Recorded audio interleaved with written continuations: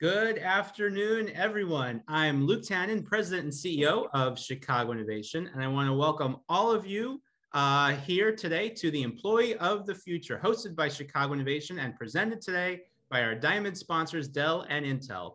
And no, we are not working for the weekend like the song.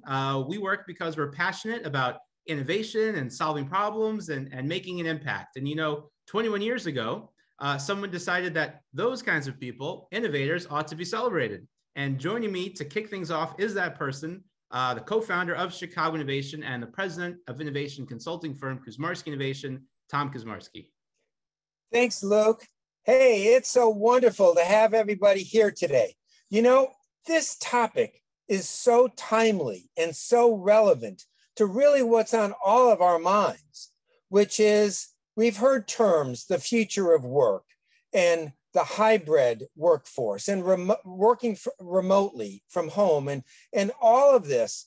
And what we're trying to do is figure out today what this all means and how we can manage this the best way possible. But you know what else it means is that we need to keep people focused on being happy and being healthy and being productive.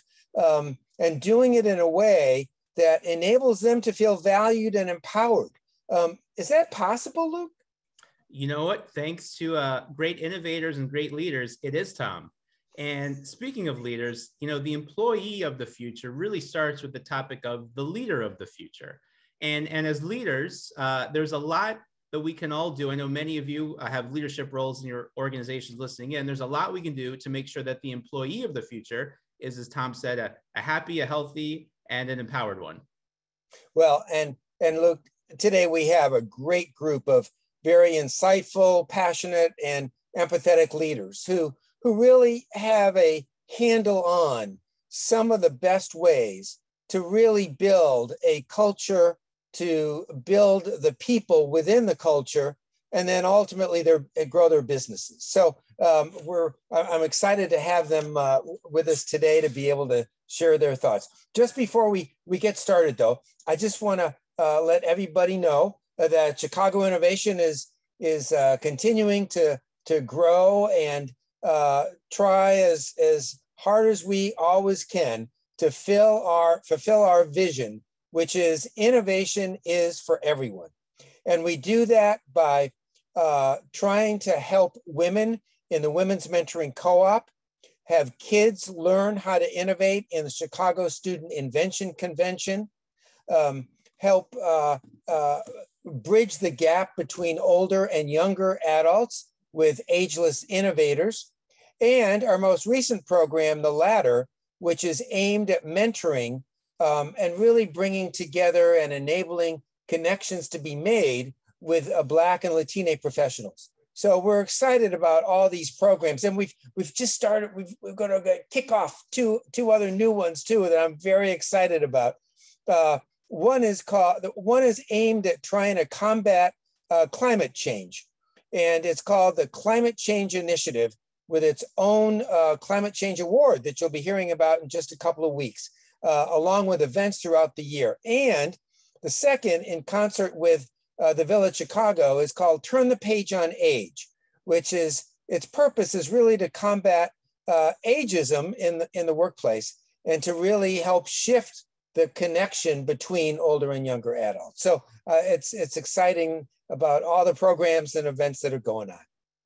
And besides those programs that Tom just mentioned, if you're someone who is looking to network, is looking to meet more people, successful innovators and leaders across industries, from big companies, from startups, meet investors, meet nonprofit leaders, meet academic leaders, meet talented young people who are looking to, find great companies to work for, many of which are probably yours. There's a full calendar of in-person and virtual events each and every single month. You can see topics and incredible speakers at all of them.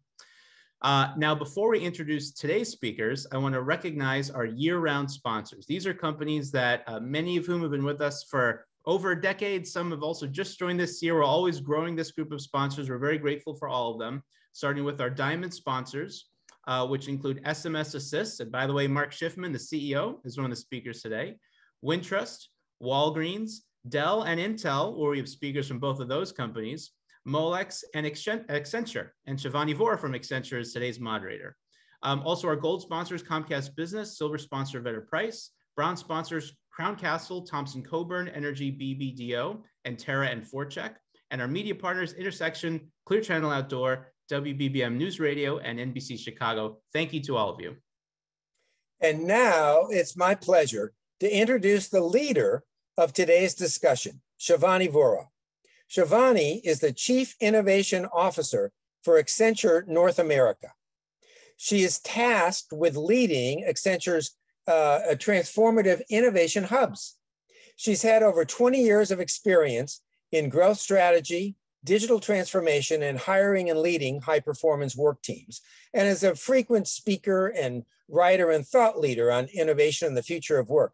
She also, I've got to let you know, teaches now in my Kellogg School of Management program called Leading and Sustaining a Culture of Innovation, and is also on the Chicago Innovation Board. So it's with my pleasure to introduce my friend, Shivani Vora.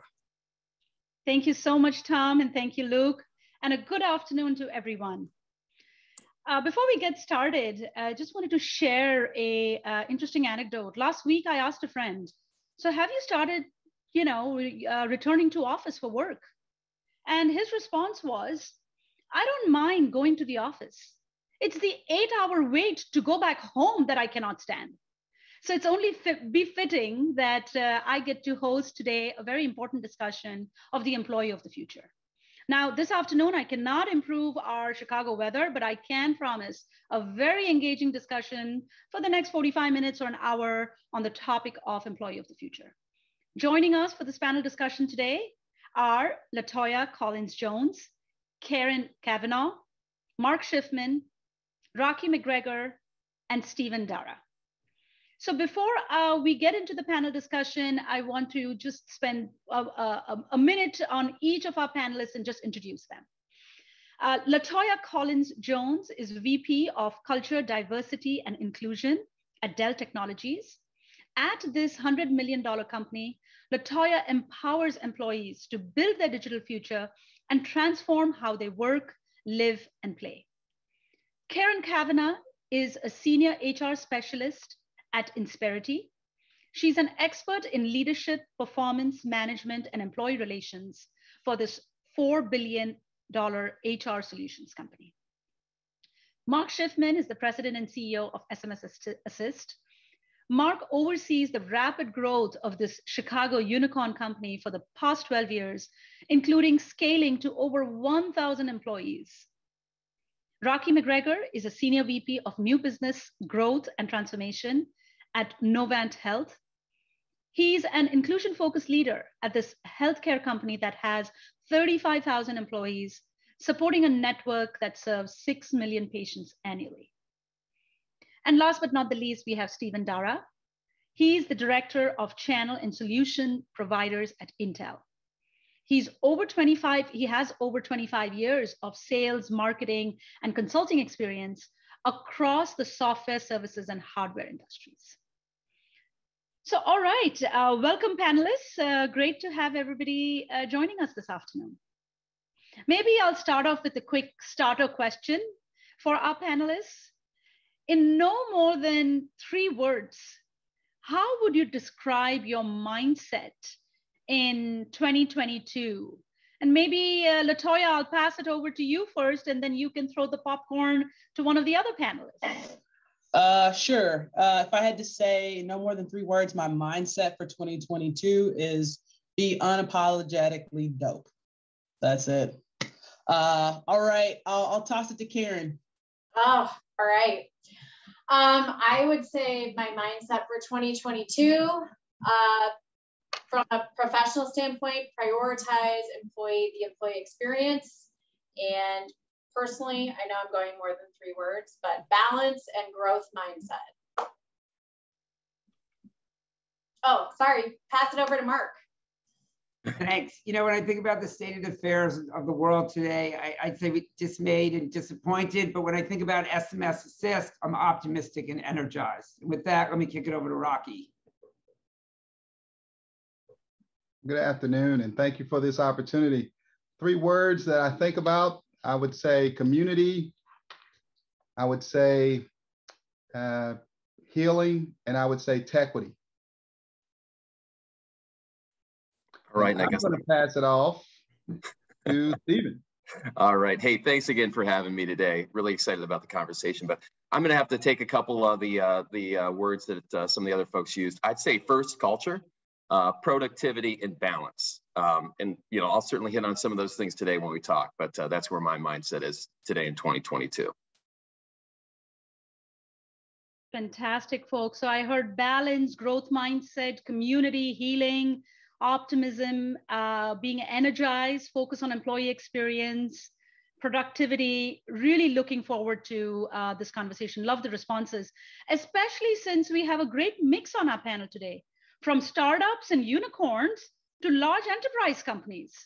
So Paul, let's get into our first poll to better understand our audience. What best describes your organization or the sector that you represent? Corporate, startup, government, nonprofit, education, venture capital, or of course the other bucket?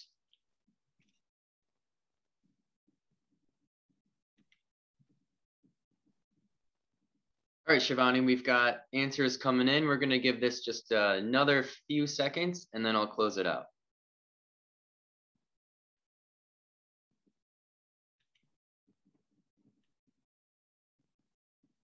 Okay, posting the results now.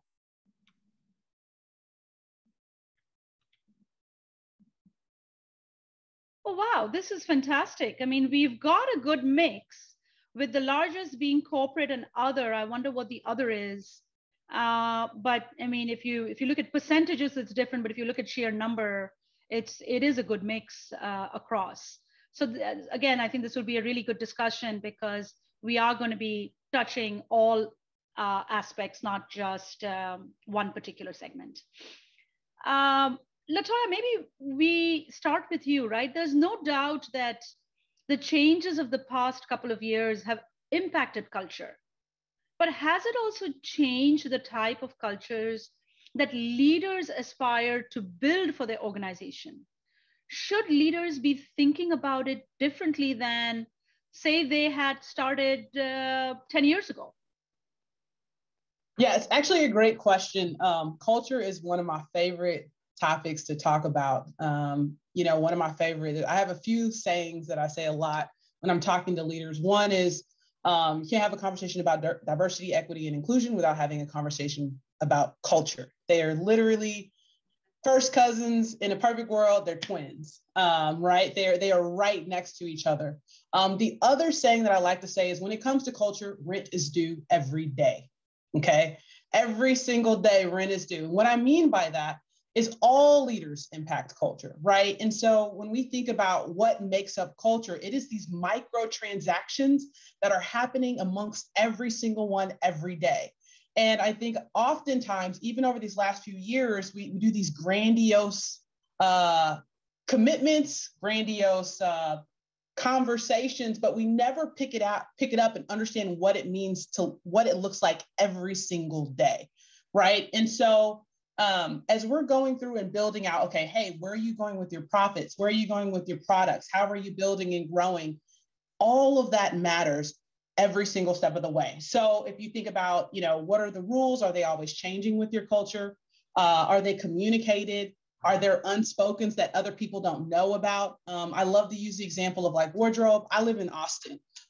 We are super cash around here. Like, it's just, you see somebody in a suit, you're like, oh, they're here for an interview, right? Like, that's just like, what that is, right? But then say, for instance, when an executive comes in, everybody switches up their clothes.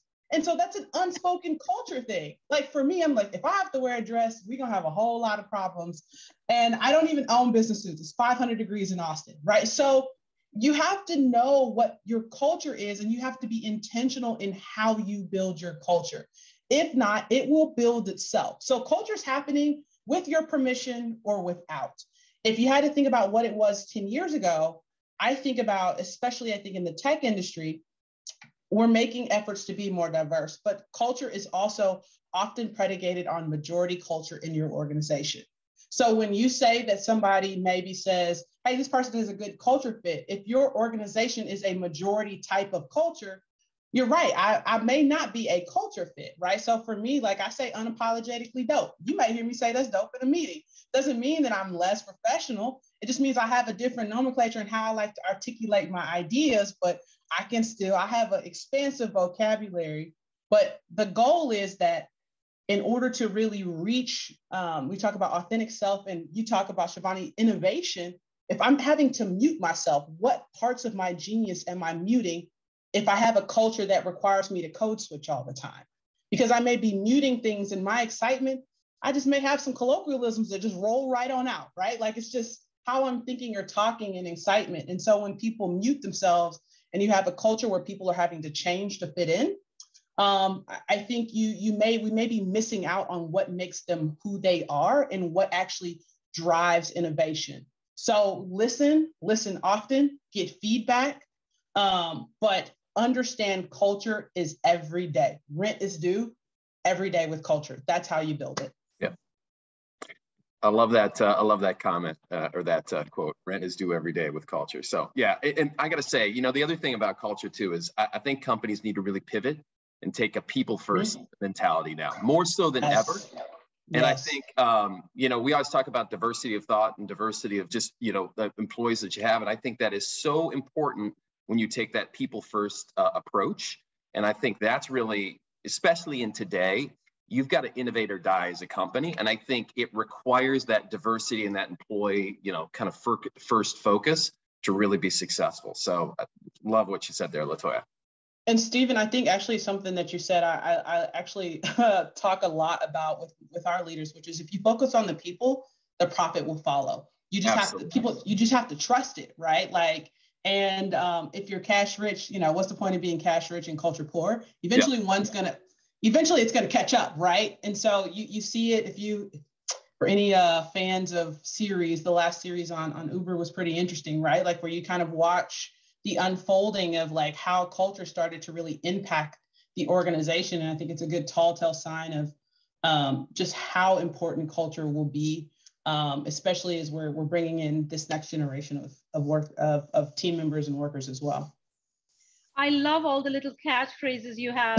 Don't be cash rich and culture poor, and some of these other ones that you just talked about there, Latoya. I love that. Mark, maybe this next one I'd like to direct to you, right? Some of us are coming back into the office. Some of us have been there for a long time, and others may be working remotely for good. But some, like you, Mark, and your SMS Assist team have actually moved to lovely office spaces. Through all these changes, how have you maintained the cohesiveness of your culture? What has or what hasn't worked for you and maybe some of the other panel members through this time? So Latoya talked about the micro transactions. It happens every day in real time, but we're not together. We're not seeing each other in the break room, in the lunchroom, in the collab spaces. We're not going for drinks after work. We're not meeting our friends, doing things together. So how does this all get transmitted?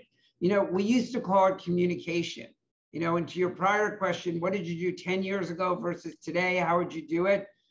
I've found the best thing that I've been able to do with my team is to over communicate.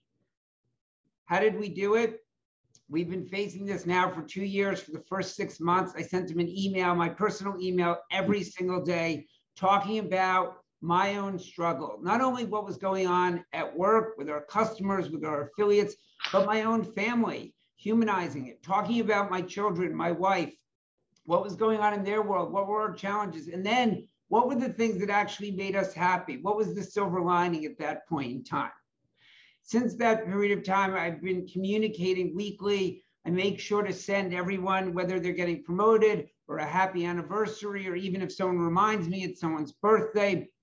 I think it's all really important to create those touch points. And I think that helps establish my identity with the employees. In the old days, it was top down. Senior leaders, the CEO, the chairman, they established the culture. Whatever they said culture was, that's what culture is. Not true. Today, fast forward, how do you do it today? It's from the bottom up. Our corporations are our people. That's all you have is people. The corporation itself is a legal document, right? So what do the people believe it is? What are your employees, your colleagues, the people you really enjoy working with? At SMS, I always say, hey, be gritty, be tenacious, but you better have a smile on your face. So if you show me those teeth, I'll show you a good experience at SMS Assist. And it's those micro transactions. It's being with them, talking to them, always communicating with them that keeps us all together and helps build that unity among the team. Yeah.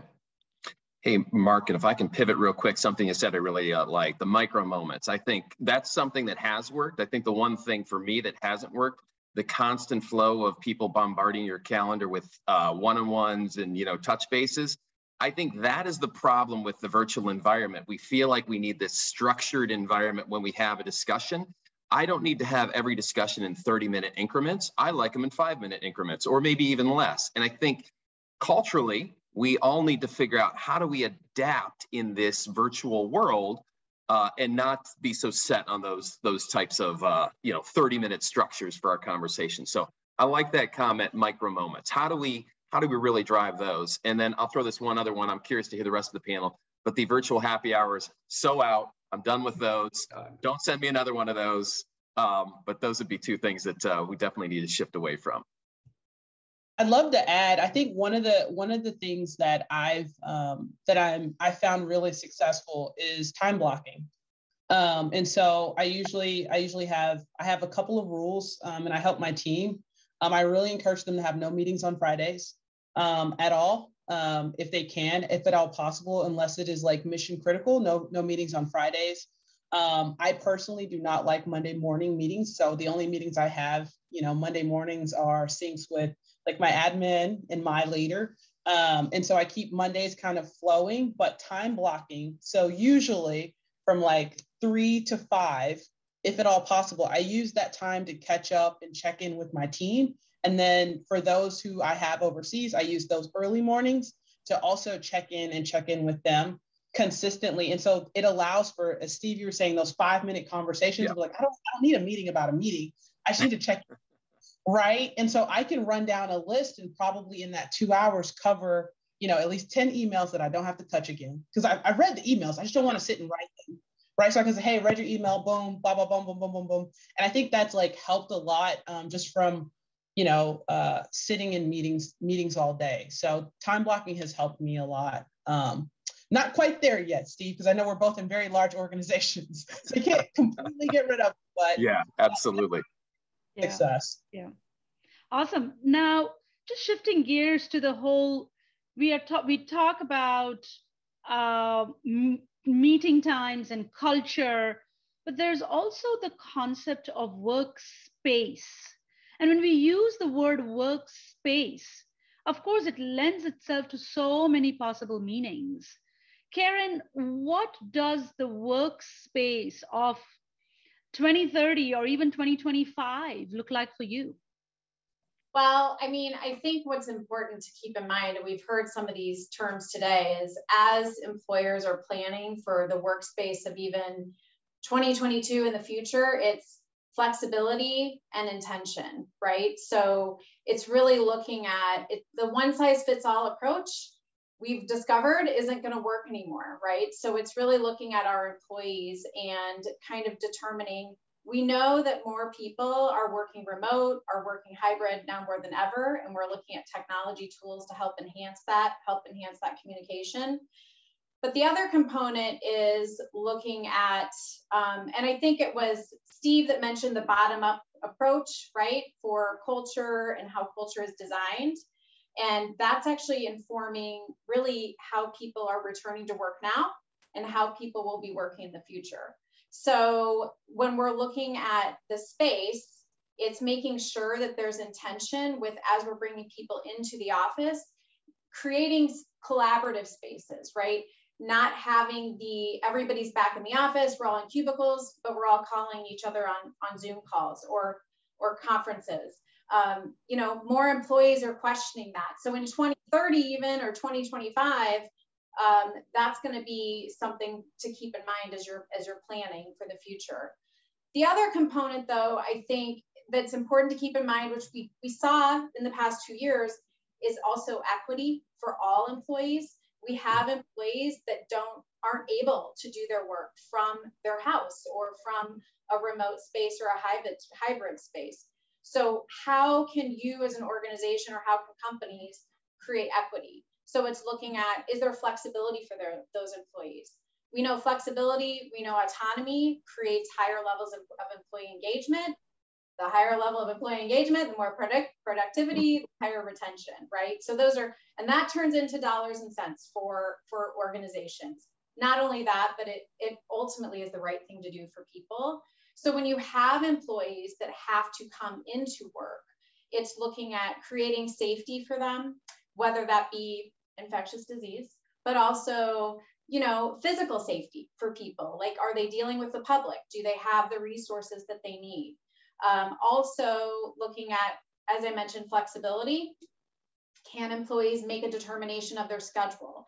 Is flexible work scheduling available to them? So I think you've got to, we have to use a holistic approach as employers as we plan for employees to come back to work or back to the office.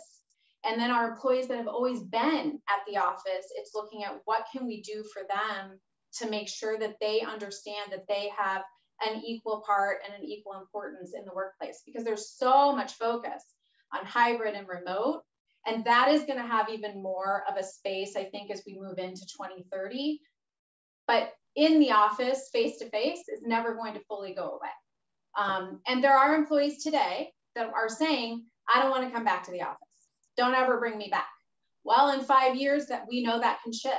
So there's kind of always a pendulum of what employees need and want. So I think employers also need to kind of keep their finger on the pulse, so to speak, with what are employees saying, what do they need? I think LaToya mentioned this early with culture, which is you've got to listen. You've got to listen to your employees and what they're saying. So, you know, I don't have the answer for what 2025 or 2030 will look like, but I think if you focus on flexibility, you focus on intention, I think it'll take care of itself. Great. And you know what, you actually touched on another point over there, is that it's also about the newer technologies, the tools, right? Pre-pandemic, we're hearing phrases like, oh, every company is a tech company. But now a company is very survival for the most part, like, many SMB, small and medium-sized businesses, their survival depends on digital proficiency. So what are some of the technologies and tools that every business leader should be savvy with to empower their organization and employees in this increasingly digital age? Rocky, you want to take that, or you want me to take it? Sure, I'd love to take that. So, first thing, thank you for the question. There are tools available today for practically any task one may want to perform. So we all are aware of that. So I'll try to focus my answer more so on the management task. I would say every manager can have a toolkit that can help them to better engage and motivate with their staff, their team members. And some of those that I would mention from an employee engagement tracking standpoint might be the culture. There's a tool called Culture Amp. There's another tool out there, 15.5, that help you to focus on engagement. From a learning and development standpoint, Udemy with coursework on improving leadership skills may be an option. So there are a number of different options that are available out there. On a broader note, the rise of tech has created an increased need for us to have a critical lens on the information and insight we receive. So in healthcare specifically, we spend a lot of time thinking about how we can, how to create AI that takes into account health equity, right? So how we make sure that the new technologies help us to deliver better care. That way we can help deliver universally and not just provide care for those that are privileged, but also those that are more marginalized, ensuring that we also are taking that into account as well. I'll say packaging all of that together, nothing beats that face-to-face, nothing beats, that asking the simple question, how are you doing, right? When we talk about technology and the advancements of the digital era, it's there to help us to accelerate, but it should be a part of, not holistically, what we lean on in regards to how we engage with our team members. So that's something that I can say that within Novant Health, we've been very intentional. I heard, Latoya say that she doesn't have meetings on Friday. I love that.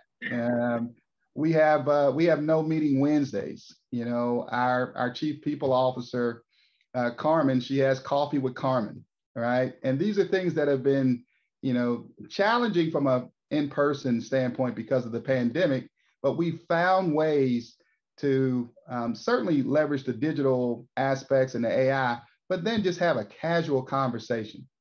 How many of us have said to our team members, how are you doing?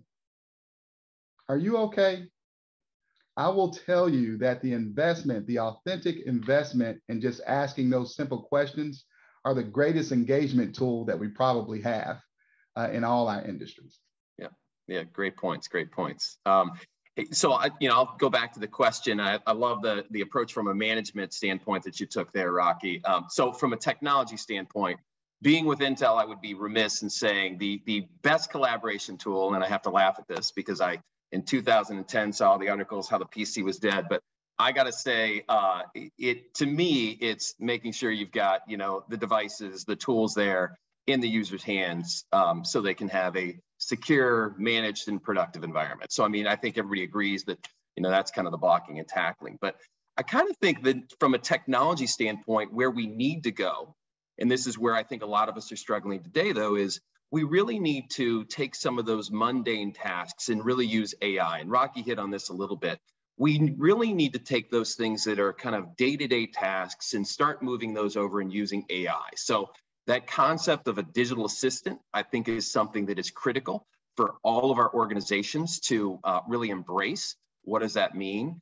And then I think the other thing we need to do is we need to maximize the utilization of our collaboration tools out there. Whether it's Google, whether it's Microsoft, whether it's Zoom, I don't think any of us have really effectively utilized these, the tools like they should be. I have to laugh. At the beginning of the pandemic, there was a study out that said that email traffic went up by 30% with the pandemic.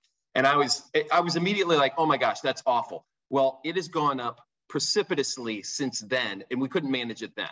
So we need to start using these platforms to actually collaborate. We need to use tools like CRM the way they're intended to be used. And I think if you look at the devices, the security, the manageability, the collaboration tools, the CRM tools out there, the digital assistants, and then some other things that I'm a big fan of digital assistants for voice. We all use Alexa at home. How many of you been in a hotel and you haven't had your Alexa and you're like, Alexa, order me XYZ, and you're like, oh, it's actually not here. The reason we like voice is because it's the most effective means of communication. So I challenge everybody on this call, go and actually dictate an email or a Word document after this and see how much faster and more complete you can do it with something like digital voice or dictate from Microsoft. So those are a couple of my ideas for you. Love those ideas, Steve. That's absolutely fantastic. So let's do a poll, right? Are folks more inclined towards embracing these technologies or also going back into the office? So the question is, how many days per week are you going into the office? 1 to 5 days, or rarely, not at all? Oh, I'm curious to see the output on this one.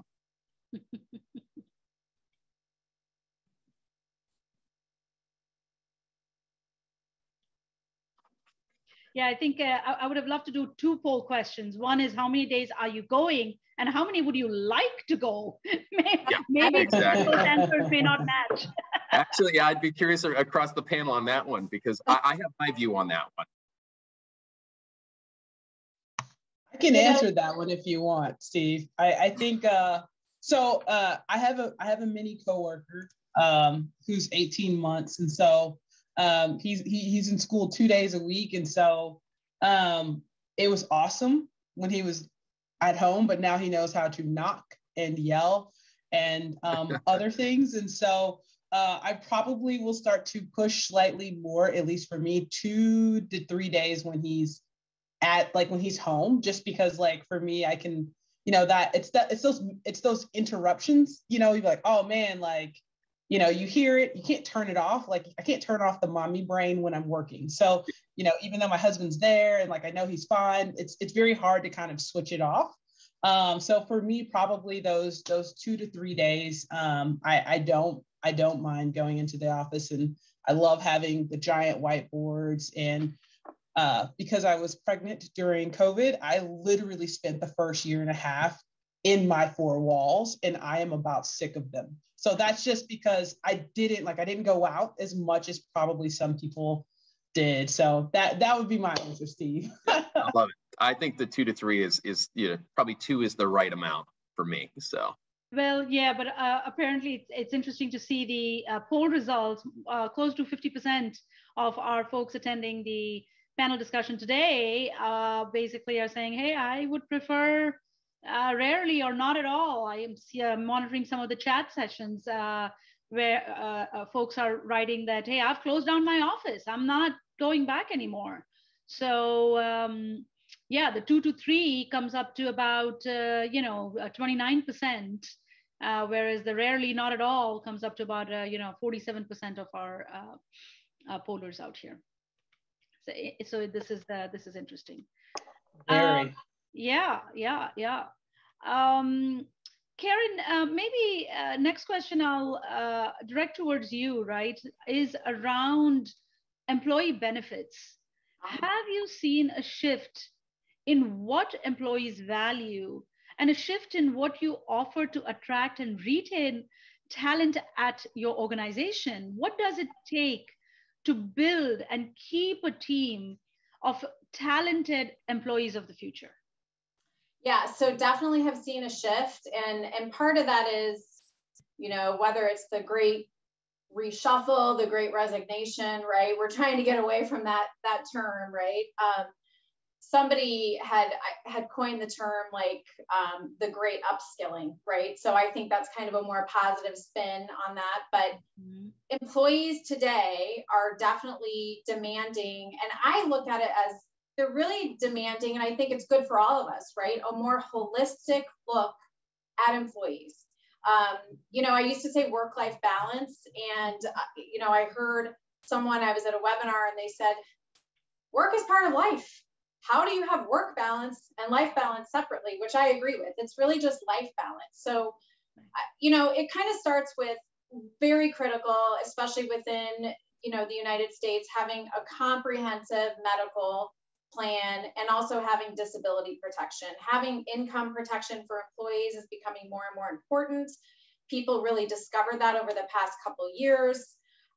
Where they'd have to be out of work for quite a while. And if you don't have that income protection, that can really affect employees. So I think that is a major benefit that sometimes employers don't really realize can be really important for employees. But the big shift that I have seen and that we're seeing at Insperity is really looking at how are you providing paid parental leave benefits. That is a big demand. A lot of organizations are going back and reevaluating. I talk to companies all the time about how, you may not be able to offer the 24 weeks of paid parental leave that a very large organization might be able to offer, but you can still offer flexibility, ways that you can shift people back into the workplace. Maybe it's not a turn it off and turn it on kind of switch. I think that's where even the workspace, going back to that, allowing that flexibility. LaToya, you talked about that, right? Like you like that flexibility where you can be in the office, but you can also be at home. And as a parent, that is so important, especially as a new parent. I also like to talk about, we have a multi-generational workforce, and we're going to continue to have a multi-generational workforce. Not everybody is having children. Not everybody is in that space. And so we also are going to be moving to, some people are there now, we're going to be moving to where companies should even look at, do we provide paid caretaker leave benefits? And while I understand that not all organizations can do this, I think even just having the conversation and being open to working with your employees kind of goes back to that flexibility. It helps employees feel valued, and just giving them a place to understand that if they need to step away, and they will be able to come back, right? And providing some income protection and support for that. And then, you know, within that, leadership development, not just for your leaders, but for all employees, that upskilling. I think like a lot of companies investing in mentor programs, coaching, even ancillary, right? Companies that you can partner with to provide those things. Yeah, I think that last one is really, really important, especially in today's workforce. We need to really invest in our employees. And I think if you look at, you know, what are the benefits that they get? I mean, you need to really create career paths, mentoring. You mentioned this idea of this multi-generational workforce. I mean, that can be leveraged in a very positive way. Right. And with employees, you know, looking for opportunities all the time, those employees that feel like they're being invested in, they have a career path, they're learning new things, and they're being challenged. I almost think, you know, doesn't make up for compensation, but that is such a big piece of what I've seen on my teams at Intel. When they feel like they are valued and invested in, they've got that training, that mentoring, they tend to stick around. And I would encourage everybody to take that kind of mentality. Build, grow, invest in those employees. Absolutely. Love that. That's absolutely fantastic. Folks, our chat is lighting up like a Christmas tree over here with so many questions from our audience. So maybe we open it up for audience Q&A. We have Russ asking the question, what's the most important book you've read in the past 2 years that helped inform this topic for you? Yeah, I can take that one. So I will tell you, I am a bibliophile. My husband, you can't see it behind me, but I have books, probably about 30 behind me. And then I probably have another 30 on the floor. No, actually, that's probably another 50 or 60 there. Then I have a closet full of books. And then there's Audible. So if I had to say, like, it's because I number one, reading, leaders read. Like, let's just kind of establish that here. It's hard to say like what one book over the last 2 years. I will say like reading is the most fundamental thing that I could really just share with you all. But if I had to pick one over the last couple of years, there's probably two. Just give me two. I know I'm breaking the rules, Shivani. I'm so sorry. Number one is Atomic Habits. It is a book. Atomic Habits, I absolutely love it because it talks about all the habits that we create. But one of my very favorite lines that he talks about it, James Clear, he says, we don't rise to the level of our goals, we fall to the level of our systems, right? And so when James Clear talks about that, a lot of times we have a lot of goals, but your habits are your system. Your system is your habits. And so if we have lofty goals that you're trying to reach in your organization, if you don't have systems put in place, you don't have the best habits put in place, then what will happen is you will always fall to default. And so when I think about culture, diversity, and inclusion, I actually talk a lot with my leaders in the form of habits. What are your habits? Steve touched on them, Mark touched on them, Karen, Rocky, you all touched on habits in some shape, form, or fashion. And so how do you build those habits? And then if I had to think of like the other one right outside of that, just on the other side of Atomic Habits, the other one that I felt was like super duper important to me was the 5 a.m. Club. I loved it. I thought it was really good by Robin Sharma. I've fallen off the 5 a.m. Club over the last few weeks, but that's just because work has been really crazy. But it's just a really good book, just on awesome. And Latoya, I am one of the 5 a.m. clubbers. If I'm not working out, I am reading books. And my favorite one over the last 2 years has been Adam Grant's Think Again. Love that one. Yeah, both from a personal and professional side, right? Love it. Yeah. Any other takers for this great question? You know what? I will say, just in addition to reading, I have become a huge podcaster with everything going on. So I think there's a bunch of great ones. This is something somebody turned me on to. There's a guy named Craig Groeschel. It's Groeschel. If you get a chance, it's all about leadership. But to me, I don't know if everybody else feels the same way. Sometimes when I read, I feel like I'm being selfish. So I can multitask and listen to a podcast and still do something if my wife is, she's like, clean up, do this. And I can still do that and multitask. So I literally listen to probably 25 podcasts a week. And I think that is a great way to consume on the go. And I know we're probably all on the go. So just a helpful hint. Great. Christopher asks a question. What will companies need to do to magnet their hybrid employees? I'm assuming basically it means to attract their hybrid employees back into office.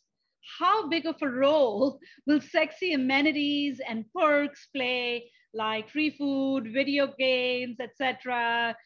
Karen, this may be a good question, right, for you? Yeah. So I think there's not a one size fits all. Probably depends on the organization. I do believe that for organizations where people can be hybrid and remote, I think it's kind of goes back to that intention. Why are we coming back to the workplace? Some people are automatically going to be like 2 days a week, 3 days. This is awesome. Yeah. Love it. And you don't really have to worry about it. But you're going to have the employees who are like, I've got an hour commute or an hour and a half. Gas prices are insane. Why am I driving here if I'm sitting in my cube or I'm not interacting with people?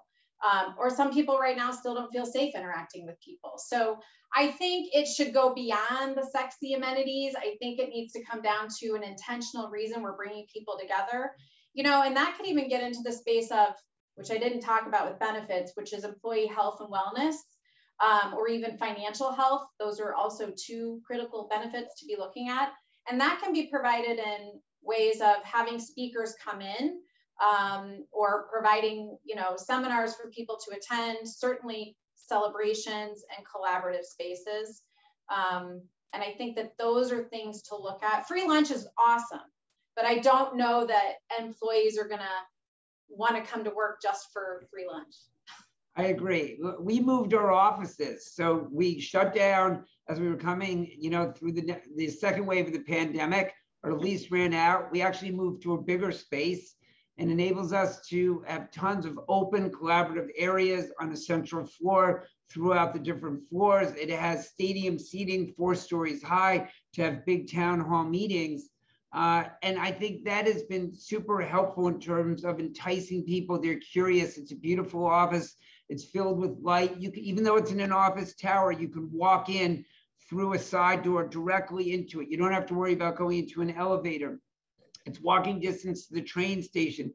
There's tons of food options available. So those elements were extremely important to our employee base when we were starting our search, regardless of COVID and what happened in the marketplace. I agree with you. They didn't join you for free pizza, right? They didn't come because there was going to be like ice cream Sunday Fridays. Those are all nice things. And a lot of folks I've spoken to in Chicago have told me, hey, I had a huge party, 150 people showed up, and the next day there were only 6 of us in the office. I think for me, it's more about not the things you give them, because we've had a bunch of employees leave and we upped the benefits. We had a bunch leave. The boomerangs, they've come back. It's incredible how many people have come back. So I guess that shiny object wasn't as shiny as you thought it was, or that grass was not as green as you thought it would be on the other side of the fence. But for me, it's reminding them, why do you want to come here? So you can see the people you work with, so you can socialize with them, a high five, a hug, meet them for a drink after work. That is not about the work that they're actually doing. That's the human nature element to relationships and bonding. Our senior leadership team had a meeting. We were in Phoenix. We have an office out there as well. It was the first time the top 7 were together in over 2 years. We had incredible amounts of laughs. One person shows up with this huge wheelie bag that they checked for like 2 days. Someone else had a blazer on. People were wearing shorts. And we had so many laughs. We have had basically no laughs over Zoom in 2 years. There's no time to laugh. Next meeting, get on camera. Can I see you? Boom, boom, boom, business off. You don't even ask how someone's doing, about their family. So I think if you remind people what it's like to be in a relationship with your colleagues, with your employer, they'll want to come back to their office and they'll want to spend time, as long as you don't demand it. It's pull push. They have to be drawn to it. You just can't force it on them. Yeah, and if I can just talk about an adjacency there, I think an important thing too with getting people back in is changing the way that we metric people and that we structure their work so it's more team oriented. And this is a big thing. I mean, you know, if you have group goals that you're trying to achieve, and that's another big topic we spend an hour on, is going more towards like a management by objective culture, because you can't micromanage people now, or you don't want to. But if you create team-based goals and objectives, they're more apt to come together as a team in person and want to do all those fun things that Mark was talking about. So I think everybody, you know, who's on today should really think about, how do we make sure that it's not just individualized goals, but they're team goals where participating and having those, you know, those micro minutes in the office is really going to help them achieve and succeed and do great things together. So just a shift in attitude, I would say. Well, and I do want to add, because like for me with my team, us being remote has actually opened up a different talent pool for me, right? So I think about, you know, my last two people on my team, they were internal, but one person was in Ireland. I wouldn't have even possibly thought to look there, but being remote, you know, opened up a lot of doors, and she's a rock star, right? And I think about the most recent person right now. So out of the people I directly lead, only one person now is in Austin with me. Everybody else is like either Nashville, Northeast, or in another country. And so because of that, I have to get very intentional about that. They see me in the office. I'm pretty sure, you know, once we start to do more, like we'll have offsites where everybody is coming together. But I think, you know, I have a different challenge in that a majority of my team, all but one of my direct reports, literally lives in the same city as me. Up until about a month ago, the person who promoted me to VP, I had never even met her in person, and she lives here in Austin until 2 weeks ago. And I've worked with her almost for a full year. So I think, you know, I think part of the conversation also has to be just around general well-being. I allow my team a lot of flexibility. And so we talk about, you know, some of the things Karen and Steve and Mark, you've all said, but like, it's that well-being, right? Like, how do we really think about the future of it? I am really big that if somebody's had a rough day, I'll be like, hey, you got anything major happening? Great. See you tomorrow, right? Go, like, walk away. I'll see you tomorrow. And so how do we promote, like, especially for me, because I don't always get the physical side of my team, but I'm always having to check in on how their head, like, where's their head at? How are they feeling? You know, for me, sometimes it's block and tackle. I'll be like, yo, who I need to talk to, right? Like, okay, let me get this off your plate. So I think it's a combo. That's great. That's great. I think we probably have time for just one more question. Raki, I'd like to direct this to you, right? Lauren here is asking, when you are trying to recruit new employees, how important do you find your ESG goals for attracting new candidates? Yeah, I think that they're extremely important. You know, as we talk about ESGs and attracting talent, it all goes back to what LaToya said earlier, right? And that is culture. The rent is due every day, right? So whether you're looking to attract candidates, you know, through your ESG, whether you're looking to retain talent, whatever the case may be, if you don't have a culture of doing that, if you don't have an authentic engagement, something that speaks to what it is that your organization speaks to, then you're going to be challenged in that space. However, if you do pay that rent every day, as you say, LaToya, then what you actually find is, like at Novant Health, we have a people credo, right? And our people credo says we start with our team members first. As you started off mentioning in the introduction, we have 35,000 plus employees, 35,000 plus. So anything that we're looking to do, probably a good idea to start, you know, with our own team members, right? And so the ESG is important to that. I just wanted to mention the aging population question that was there real quickly. You know, in healthcare, not a big challenge around, you know, the aging population. Now, obviously, there are many roles that require, you know, 5 days a week, you know, 6, 7 days a week during the pandemic to be, you know, actually at our facilities, at our hospitals. But the point that I really want to get to is, how do we ensure that we're authentically listening to our team members? And here's the important part, then responding to them to let them know that we heard them. It's not just the listening, right? We have to then engage and share with them, this is what we heard, and this is what we're doing about it. So when we talk about the retention, when we talk about the recruitment, it all starts with the culture. Love this, Rocky. What a great way to wrap up. That last question there was a perfect question and great responses. I want to take a moment here to thank all of our 5 panelists. A really engaging discussion, and would like to hand it over to you, Luke, for some closing remarks. Great, thank you. And thank you, Shivani, for doing such a terrific, outstanding job leading today's session. Applause all around. And to Mark, Latoya, Stephen, Rocky, and Karen, you are an outstanding group of speakers today. So thank you all for joining. And you know, it seems like you just some summary remarks. I'd say the clear headline for today's show is that the employee of the future is all about culture, and culture is all about people. And since I always like to try to end things with a little bit of cleverness, you know, if and when I can, it doesn't always happen, but if I can, I try to do it. I took lots of notes from the conversation and came up with a way to remember what people, P-E-O-P-L-E, represents. So Rocky, this is my own people credo. The first P stands for provide. And leaders need to provide a space where people can be authentic. E stands for equity for all employees. O stands for ownership. You know, you got to let employees own their time in a flexible and a balanced type of way. The second P stands for performance through autonomy. But that was a great point someone brought up. L stands for leveraging technology. You know, some of the technologists here talked about the distributed workforce. There's different tools. You know, Rocky, you mentioned, or Dell and Intel, you know, you're building those things, enabling others. Accenture is doing a lot of this too. And of course, SMSSS is a technology company, understands and embraces technology. So technology and leveraging technology. And then the E is for empathetic listening, because as we talked about, like the world will change, the pendulum will swing, who knows where it'll be, but being a great listener shouldn't change. That should be constant. So that's my people credo.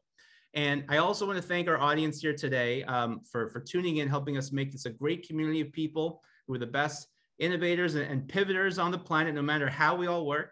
And we have a lot in store for the rest of 2022. Our most upcoming events include the intersection of race, gender, and age in the workforce, which actually I think that's a good continuation build on what we talked about here today. It's on April 27th in person. Then we've got Innovation in Action. Shivani, you know, I got to plug Innovation in Action. We do it in partnership with Accenture. It's on May 12th virtually. And then after that is the Art of Innovation on May 25th virtually. But then we'll be back again in person for the Taste of Innovation on June 1st, because you can't eat delicious food through your computer screen just yet. So that is definitely an in-person event that we hope to see you there. And 2 last things to mention. You know, first, applications open this month for all 3 of our mentoring programs. That's the Women's Mentoring Co-op, Ageless Innovators, and the Ladder, to support Black and Latina professionals. And then secondly, nominations open on May 1st, right around the corner. It's in 13 days for the 21st Annual Chicago Innovation Awards to celebrate the most innovative product services organizations in Chicago. So as you can tell, lots of different ways to get involved with us and our community. And we look forward to seeing you all real soon.